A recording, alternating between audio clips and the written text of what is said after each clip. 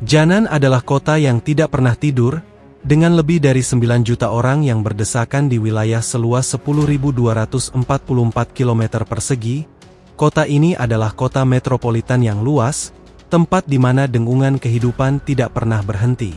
Kota ini penuh dengan kontras, gedung pencakar langit modern yang menjulang tinggi, kuil-kuil kuno yang terletak di sudut-sudut yang tenang, dan pasar-pasar yang ramai di mana aroma makanan kaki lima bercampur dengan asap knalpot ribuan mobil. Namun, di balik semua kemeriahannya, Jianan memiliki masalah yang besar. Sungai Kuning, sungai terpanjang kedua di Tiongkok, membelah kota itu menjadi dua, memisahkan wilayah utara dari selatan. Selama bertahun-tahun, sungai itu menjadi penyelamat sekaligus kutukan. Sungai itu disebut kesedihan Tiongkok karena suatu alasan.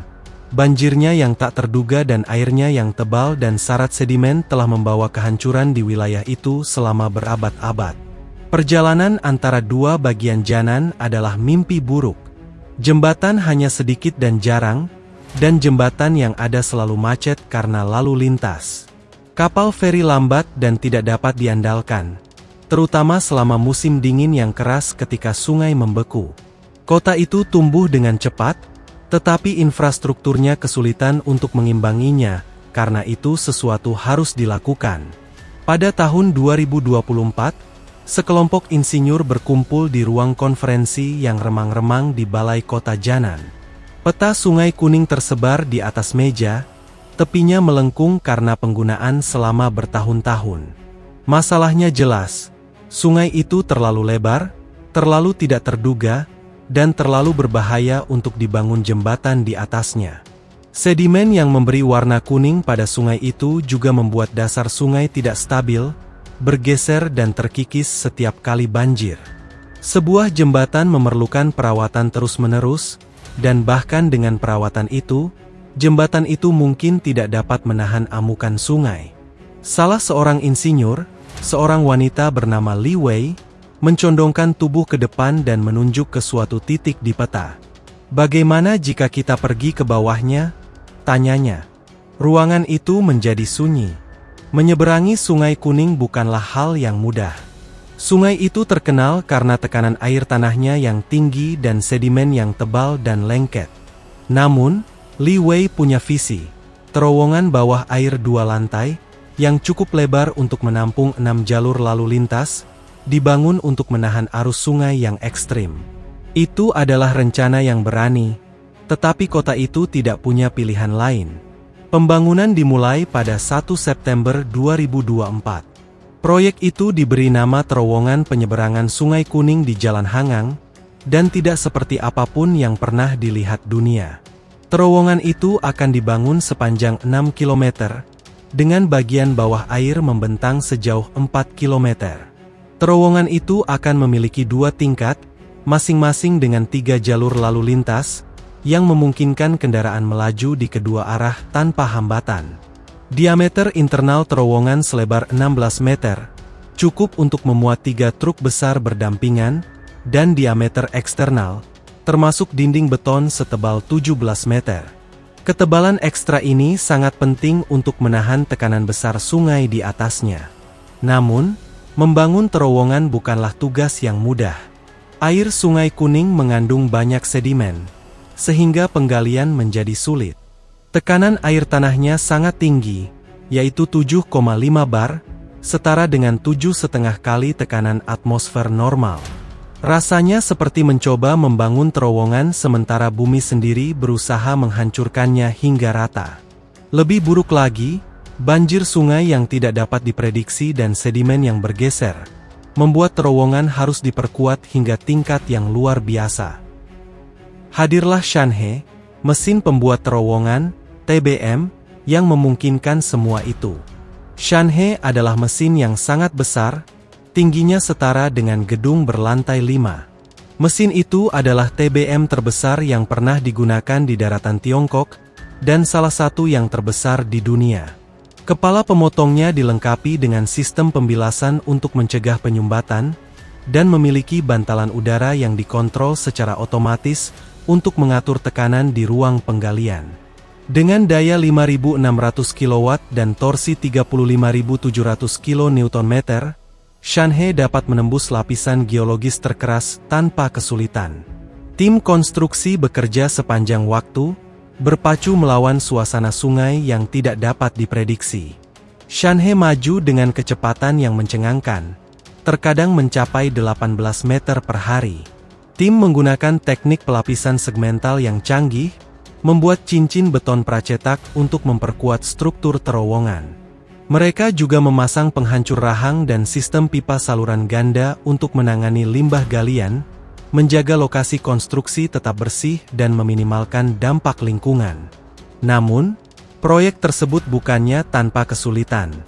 Suatu malam, saat Shanhe mengebor lebih dalam ke dasar sungai, sensor mesin mendeteksi peningkatan tekanan air tanah secara tiba-tiba. Tim bergegas untuk menyesuaikan bantalan udara, tetapi tekanan terus meningkat. Selama beberapa jam yang menegangkan, terowongan itu tampak seperti akan runtuh. Li Wei, yang telah memantau situasi dari ruang kontrol, memerintahkan tim untuk mengaktifkan sistem bubur darurat.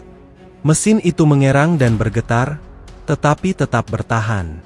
Krisis itu dihindari, tetapi itu adalah pengingat yang jelas tentang risiko yang mereka hadapi. Setelah 110 hari yang melelahkan, bagian terowongan bawah air itu selesai dibangun. Itu adalah rekor dunia untuk proyek berskala besar ini, dan bukti kecerdikan serta tekad para insinyur. Terowongan itu dibuka untuk umum pada awal tahun 2025, dan dampaknya langsung terasa. Kemacetan lalu lintas berkurang, waktu perjalanan berkurang setengahnya, dan sisi utara dan selatan kota akhirnya terhubung dengan cara yang belum pernah terjadi sebelumnya. Namun, terowongan itu lebih dari sekedar solusi transportasi. Itu adalah simbol ketahanan dan ambisi Jianan. Sisi utara sungai, yang dulunya merupakan daerah terabaikan, kini menjadi rumah bagi zona percontohan strategis tingkat negara bagian yang berfokus pada perdagangan bebas, inovasi, dan reformasi.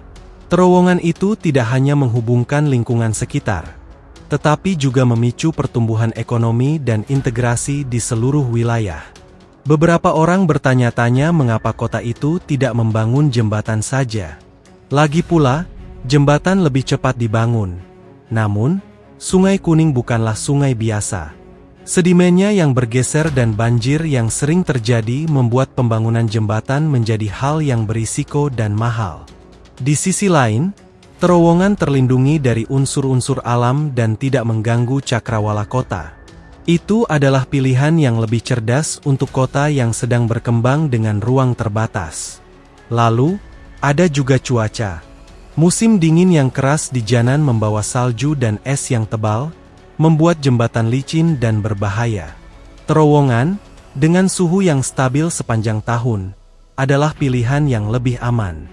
Terowongan itu juga lebih cepat dibangun daripada yang diantisipasi siapapun, berkat kecepatan Shanhe yang memecahkan rekor. Saat ini, terowongan penyeberangan Sungai Kuning Hangang berdiri sebagai keajaiban teknik modern.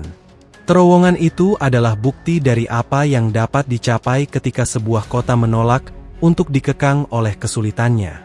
Bagi penduduk Jianan, terowongan itu lebih dari sekedar jalan untuk menyeberangi sungai. Itu adalah tali penyelamat, simbol kemajuan, dan pengingat bahwa rintangan terberat sekalipun dapat diatasi. Saat Li Wei berdiri di pintu masuk terowongan pada hari pembukaannya, dia tidak dapat menahan senyum. Kota yang dicintainya tidak lagi terbagi. Sungai Kuning, yang dulunya merupakan sumber kesedihan, telah dijinakkan, bukan dengan kekerasan, tetapi dengan kecerdikan dan tekad. Dan saat mobil-mobil pertama melaju kencang melewati terowongan itu, dia tahu bahwa hari-hari terbaik Jianan akan datang. Apa pendapat Anda tentang prestasi teknik yang luar biasa ini? Beranikah Anda berkendara melalui terowongan bawah laut terbesar di dunia? Sampaikan pendapat Anda di kolom komentar di bawah ini, dan jangan lupa untuk menyukai dan berlangganan, untuk mendapatkan lebih banyak kisah tentang kecerdikan dan ketekunan manusia.